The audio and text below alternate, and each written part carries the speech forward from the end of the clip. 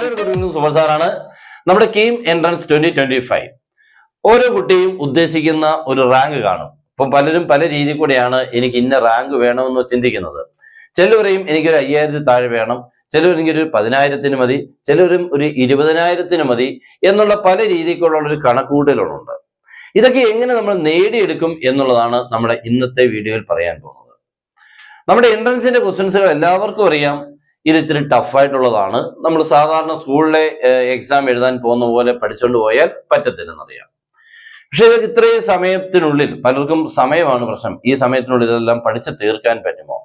പല സംശയങ്ങളുണ്ട്. ഇതെല്ലാം നമുക്ക് എല്ലാ വർഷങ്ങളും നടന്നുകൊണ്ടിരിക്കുന്ന കാര്യമാണ്, അല്ല നിങ്ങൾ മാത്രം നേരിടുന്ന പ്രശ്നമല്ല. എല്ലാ വർഷങ്ങളും ഇതേപോലുള്ള സമയത്ത് ഈ സമയത്തിനുള്ളിൽ തന്നെയാണ് എല്ലാ കുട്ടികളും പഠിച്ച് പാസ്സായി പോകുന്നത്. പിന്നെ കുറെ കുട്ടികൾ റിപ്പീറ്റ് ചെയ്യുന്നുണ്ട്. അപ്പൊ അവർക്കൊരു എന്തായാലും ഒരു കേസ് ഉണ്ട്. എന്തുകൊണ്ടാ അത്രയും നാള് ഫുൾ ഒരു വർഷം അല്ലെങ്കിൽ 2 വർഷമൊക്കെ റിപ്പീറ്റ് ചെയ്തിട്ട്, അപ്പൊ അവർക്ക് അതിൻ്റെ അകത്ത് എന്തായാലും ഒരു പ്രിഫറൻസ് കിട്ടും എന്ന് പറഞ്ഞുകൊണ്ട് നമ്മുടെ റെഗുലർ കുട്ടികൾക്കാണ് ഭയങ്കര സാധ്യത എന്നുള്ളതാണ് റിസൾട്ടുകൾ കാണിക്കുന്നത് കേട്ടോ. റെഗുലർ കുട്ടികളുടെ ചാൻസ് ഭയങ്കരമാണ്.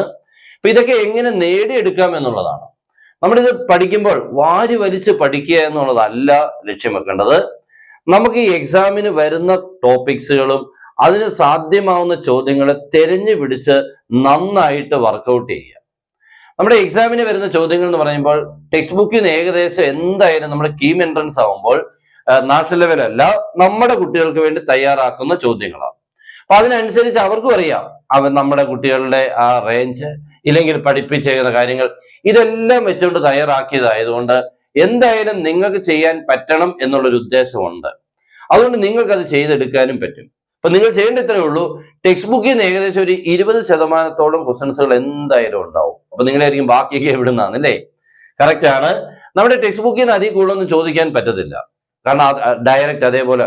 പക്ഷെ നമുക്ക് ടെക്സ്റ്റ് ബുക്കിലെ മിസ്ലേനിയസ് മാത്രമായിട്ട് പഠിക്കരുത്, നമ്മൾ പഠിക്കുന്ന റെഗുലർ എക്സസൈസിലെയും ക്വസ്റ്റൻസുകൾ പഠിക്കണം. ഇനിതൊരു നേച്ചർ എന്ന് പറഞ്ഞു കഴിഞ്ഞാൽ പല ചാപ്റ്റേഴ്സിനും ഒത്തിരി എളുപ്പ വഴികളുണ്ട്. അവിടെയാണ് നമ്മൾ പെട്ടുപോകുന്നത്. പല കുട്ടികളും ഇപ്പൊ നമ്മൾ പഠിക്കുന്നത് സ്കൂളിലെ ആ മെത്തേഡിൽ കൂടെ ഒരു പ്രോബ്ലം ചെയ്യാൻ പോയി കഴിഞ്ഞാൽ 5-10 മിനിറ്റ് ഒക്കെ ആയിരിക്കും ഒരു ക്വസ്റ്റ്യൻ ചെയ്ത് തീർക്കാൻ. ആ മെത്തേഡിൽ കൂടെ എന്തായാലും ഒരു എൻട്രൻസിന്റെ സമയമില്ലെന്ന് നിങ്ങൾക്ക് അറിയാം. അപ്പൊ ആ സമയത്തിനെ നമ്മൾ എങ്ങനെയാണ് ഷോർട്ട് ആക്കുന്നതെന്ന് വെച്ചാൽ അതിന്റെ ഷോർട്ട് കട്ട്സുകളെ പഠിക്കുക എന്നുള്ളതേ ഉള്ളൂ, ഷോർട്ട് ട്രിക്സുകളെ പഠിക്കുക എന്നുള്ളതേ ഉള്ളൂ. അപ്പൊ നമ്മളിപ്പോ ഓർത്തോ സെൻട്രൽ, സെൻട്രോയിഡ്, ഇതിനൊക്കെ വളരെ എളുപ്പത്തിലുള്ള ഷോർട്ട് കട്ട്സുകളുണ്ട്, ഇഷ്ടംപോലെയുണ്ട്. അപ്പൊ ഇവനെയൊക്കെ നമുക്ക് ഞാൻ സ്ട്രെയിറ്റ് ലൈൻസിലെ കാര്യം, കൊളീനിയറിൻ്റെത് എത്ര ട്രയാങ്കിൾസുകൾ വരയ്ക്കാം, ഇങ്ങനെ കുറേ ക്വസ്റ്റ്യൻസുകളുണ്ട്. എത്ര പോയിന്റ്സ് വെച്ചോണ്ട് എത്ര ട്രയാങ്കിൾസ് വരയ്ക്കാം.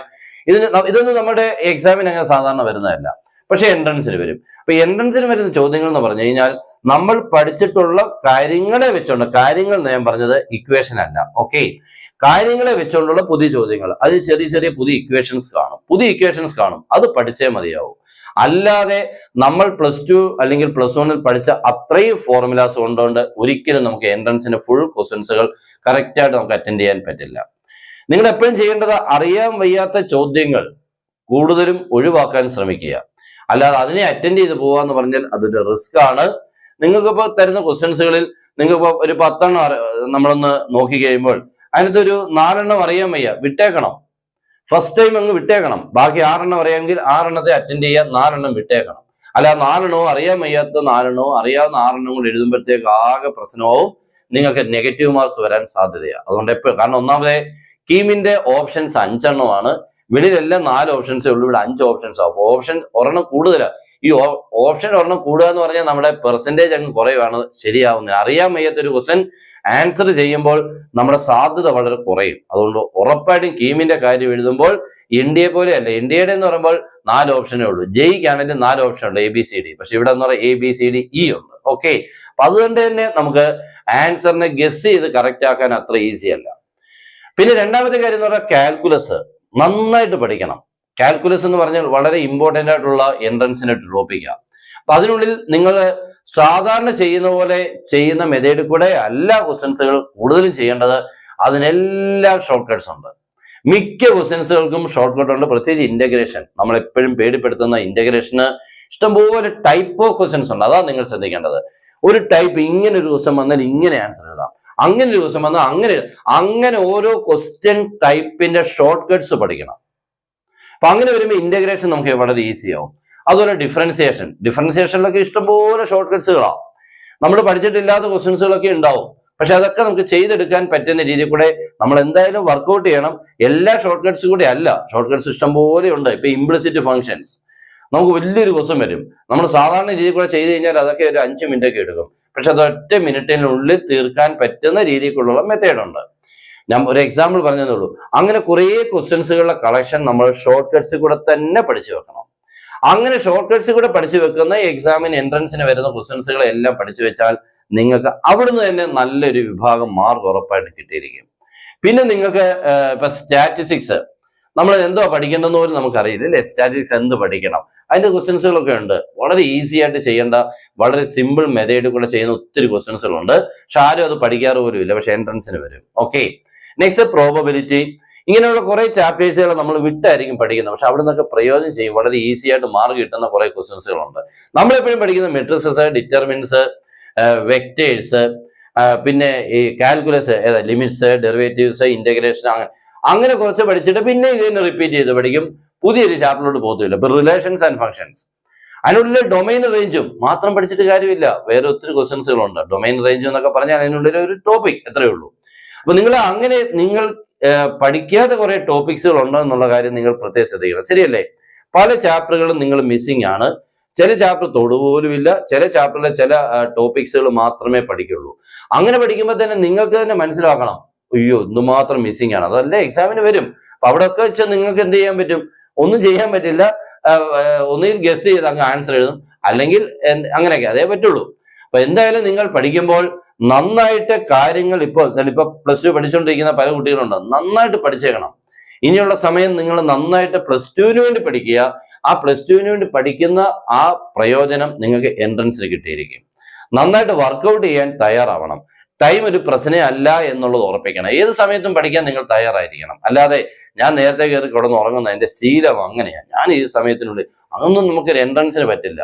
കഠിനാധ്വാനം ചെയ്തെങ്കിൽ മാത്രമേ, കഠിനാധ്വാനം എന്ന് പറഞ്ഞാൽ നമ്മുടെ hard work, 2 smart work. Okay, ഈ 2 കാര്യത്തിലൂടെ നമ്മുടെ സ്കില്ല് വളർന്നു കിട്ടുന്നത്. ഓക്കെ, സ്കില്ലിൽ എത്തിക്കഴിഞ്ഞാൽ നിങ്ങൾക്ക് പിന്നെ വളരെ ഈസി ആയിട്ട് എല്ലാത്തിനെയും മാനേജ് ചെയ്യാൻ പറ്റും. ഓക്കെ, അപ്പൊ എന്തായാലും നിങ്ങൾ ഷോർട്ട് കട്ട്സുകളുടെ കളക്ഷൻ പഠിക്കണം.